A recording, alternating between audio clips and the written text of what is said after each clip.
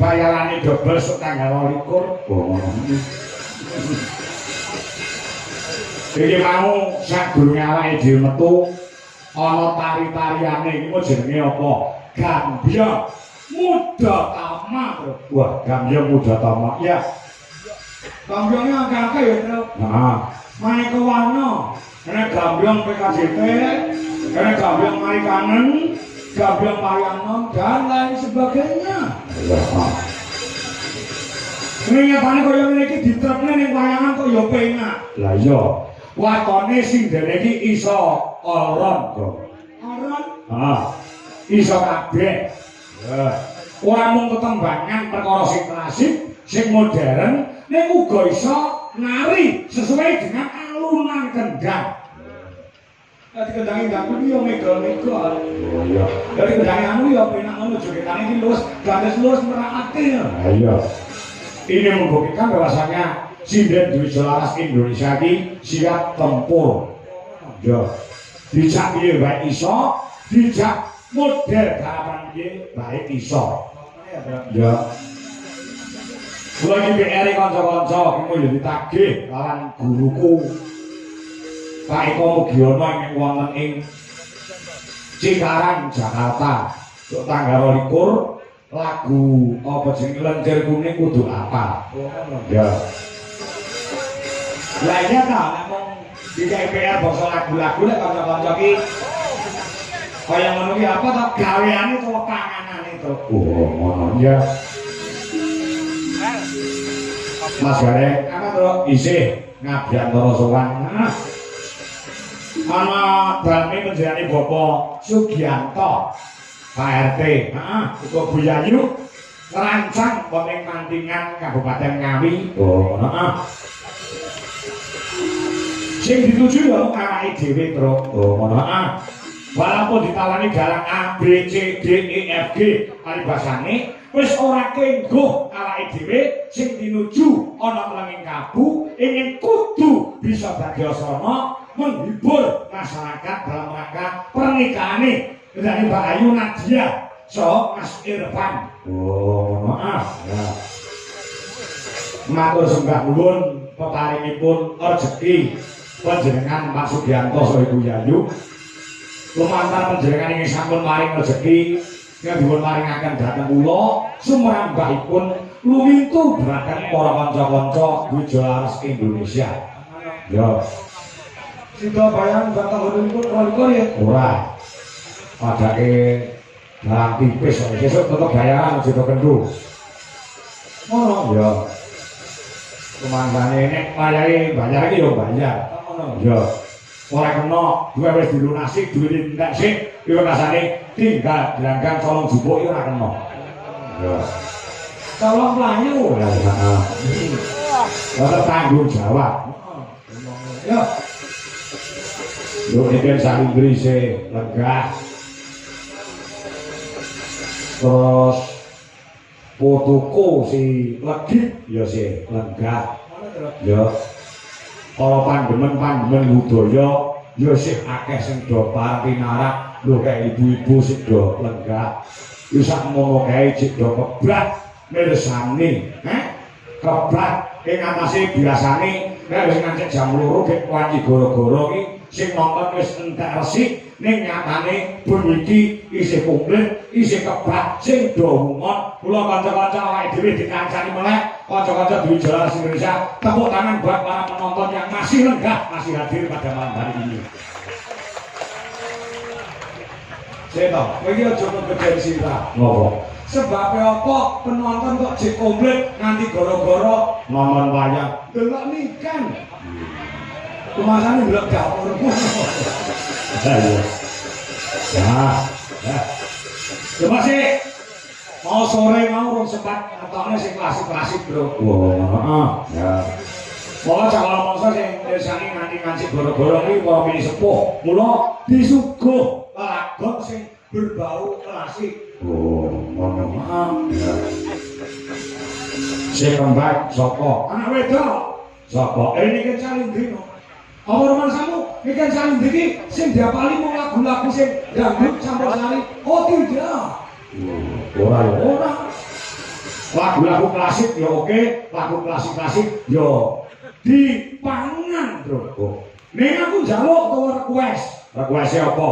Sing ngendang pengendang wedok ya ki Mbak Angelia Maharani. Oh iya. Wedok ya sing ngendang. Aku marahi dititipi duit. Oh ngono. Saka panjenengane Ibu Lis Maksum yang mapan ana ing Den Haag Belanda. Oh ngono. Ora karo yane iki mung patek isuk, Bro. Oh iya, mergo wektune iki jarake beda antara kene karo Londo. Oh iya, ya. Dodo Maharani. Kowe pindah ning nggon kendangan. Nah, Pak Dosen Kenlaren Sawatara. Nah. Ya. Aku njaluk sing klasik sik, Nduk, Ken. Niken Salindri iki pancen awake dhewe dispesialke ya, Bro. Heeh. Biasanya nek melu jalan liyane no bar mingguan kuwi langsung mulai terus. Heeh. Nek untuk awake dhewe dan Wijolaras Indonesia, dhek gelem nganti rampunge goro-goro. Ini adalah hal yang sangat luar biasa katresnane Niken Salindri yang kanca-kanca Wijolaras Indonesia. Saya ngono ya. Ketemu nek karo Niken kapan?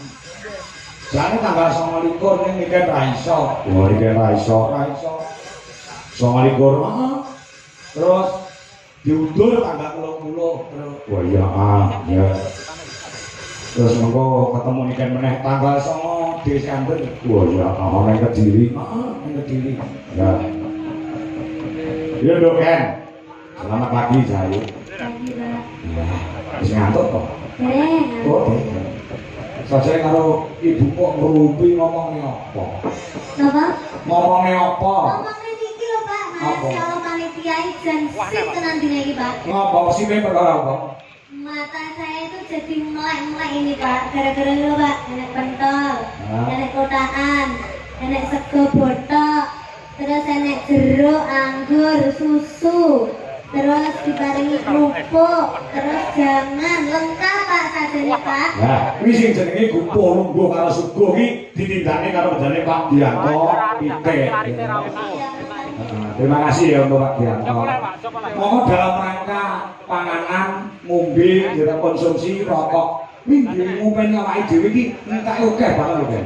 Nggih, leres. Monggo nalika jaman ngejo Bapak, kuwi ora diperhitungkan. Lah, sakupamane sesuk bar wayangan aku ditimbali karo Pak Dianto, Mas Kangko, iki ganti wayangane rampung, nuwun sewu nggo hitung-hitungan malih. Niki nggih rokoke kanca sampeyan sing cacah wonten 50 sementen, nggih wedang sementen, mangan sementen, jajan sementen, nuwun sewu duwite panjenengan kula suda sementen, nggih konsumsi. Ngono iki lek tegel ora apa lho kan ngono kuwi. Lah tegel ora apa-apa. Lah, mosok yen ngoten Pak. Ya ora. Mergo apa? Kendane Pak Dianto nglunggoni dadi wong Jawa. Jawa, wong Jawa iki nek ketekan daya kupuh lungguh karo suguh, ya ta? Ora ukak bakale kebak. Oh ya, ya. Aja nanti wong Jawa kaya perhitungan ke wong Cina ya kan. Betul, betul, betul. Wong Jawa aja nggake Jawane ngene. Anu bang apa, Dok? Apa, Pak? Anu bang apa? Jenengan serke napa, Pak? Lah ular kambang iso. Ya, jineman iso. Iso ta? Apa to jenenge? Nah, ya pengendange Pak Kangko wedok. Nggih. Nah, iki menjane Pak Dalang Simon. Nggih. Sragen. Kene ngono Pak Simon kok. Kula. Lho, Pak Dijok karo Pak Simon. Pak Simon iki. Kowe tak apusi lho. Pak Simon. Oh, jenengan to, Pak. Nggih, Pak. Nah, Pak Simon kuwi dalang ning Sragen, kowe tak apusi sing dalang aku, Nduk, jebule sing dalang Pak Simon. Ono ta? Ya coba. Jineman apa, Nduk? Ular kambang. Jineman ular kambang. Ular kambang, bocah ulure kaya wis siap ya. Nah, ngene apik, iki ana dhuwit 200 saka Bulis Maksum Luk Angelia. Ya. Ya, Nduk. Kan, ularmu kaya apa?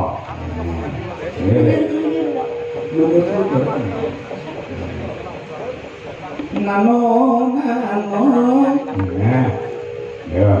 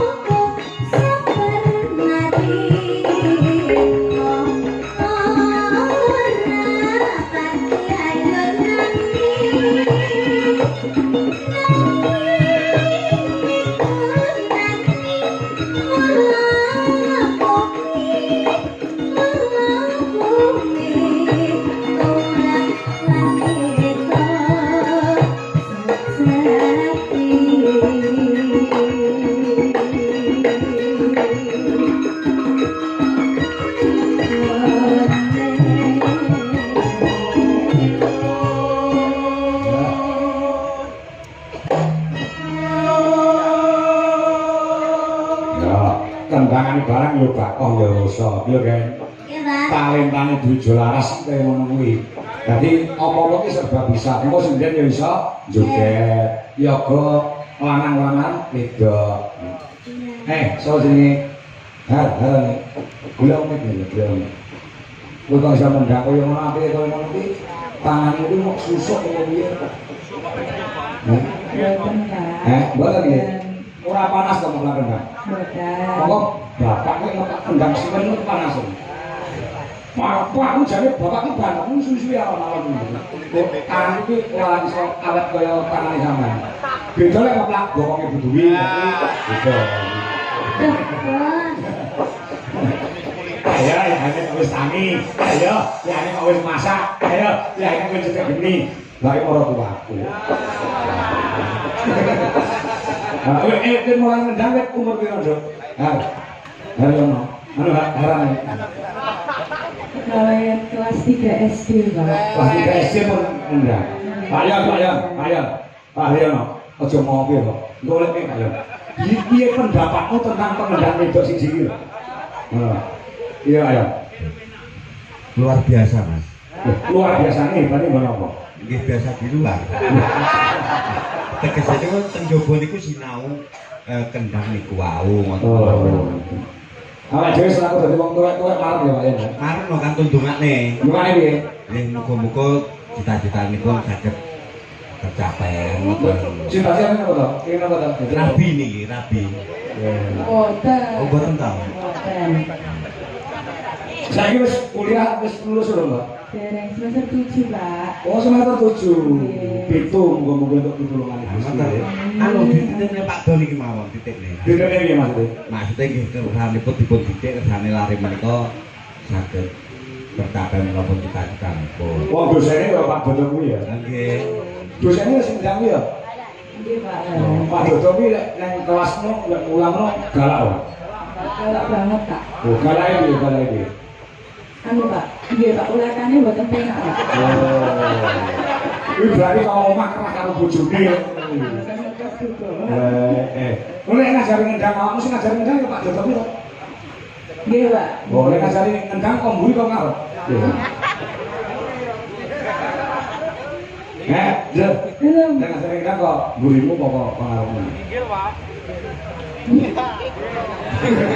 Ditakoni tenang kok. Pak Dodo kan saged bolak-balik. Saged bolak-balik berarti kok ngarepmu.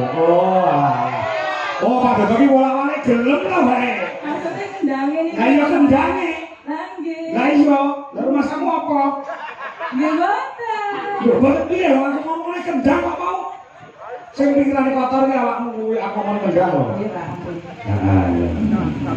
Kerasan yo melu dijelasin Indonesia. Nggih, Pak. Alhamdulillah. Sama bareng bis Amor Yoko mau bareng Heis Amor Hidayah. Bareng bis, Pak. Bareng bis. Kok ora bareng Heis napa? Heis iki gone wong wedok-wedok, lha malah bareng ngene kok lanang-lanang. Ditutak niku, Mbak niku lho, Pak. Oh, ditutak. Oh, lek ngono ki lek segaman ora aki sinden kalah saingan yo ngono kuwi modele. Iya. Saya Pak Yan nggih. Saya Sampai tak omong ya. Ada saipe. Saipe iki kok. Saipe rape. Wah. Ayo balik ayo kan.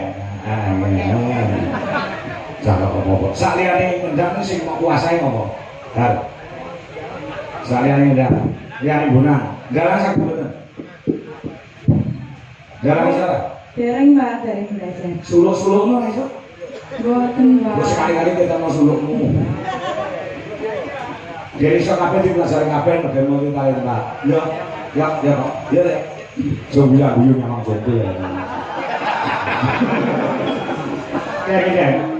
Gen pacare jombi iki lho sing bener ya. Gen. Masa depan. Heeh. Kok rumah sampe mbak tumpe kabeh krune DLI dipacari ae. Ah iya, oke, jombi. Mana ya? Lo ini kan bener lah. Boleh nih, Sauri. Dari bisu. Ah, Boten dik gosip. oh sih. Wis tenangnya karo Adi tok. Jadi abdi, jadi kowe iki turane compenge jarene ngono. Iya. Orang-orang kaya dia apa-apa. Air. Meskipun kamu tidak bersamaku, kamu memilih bersamanya. Terima kasih kamu sudah pernah di atasku.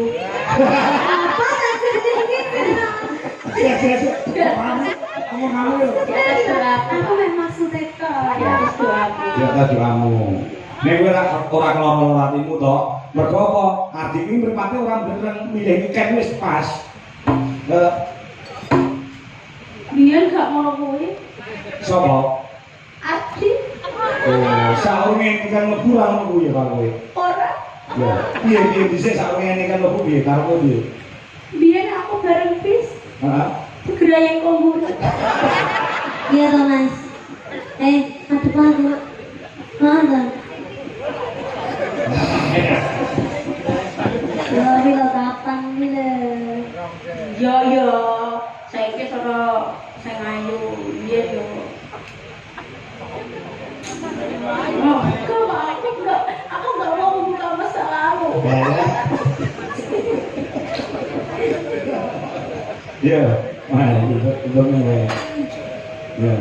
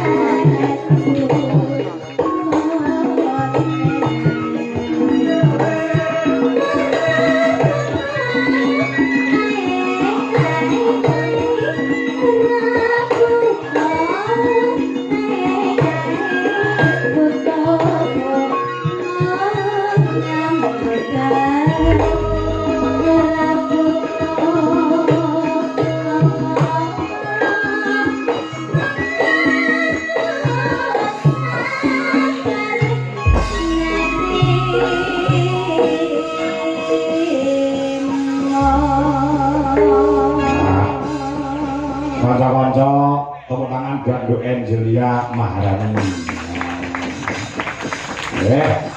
Aneh-aneh ya dong kanca-kancane awake dhewe. Aneh-aneh. Kok ndelalah ya, Bro? Ndelalah piye? Awake dhewe dhisik iki yo duwe pembunan penerus wedok yo duwe dhisik. Oh, heeh. Terus gua saking nanti parani ganti Angelia. Wah, iya. Heeh. Kowe isi Surakarta ki ora bakal kelangan sumber-sumber kalau bibit-bibit unggul. Oh, Ayo gede, do lejit. Wah, lagi. Nah.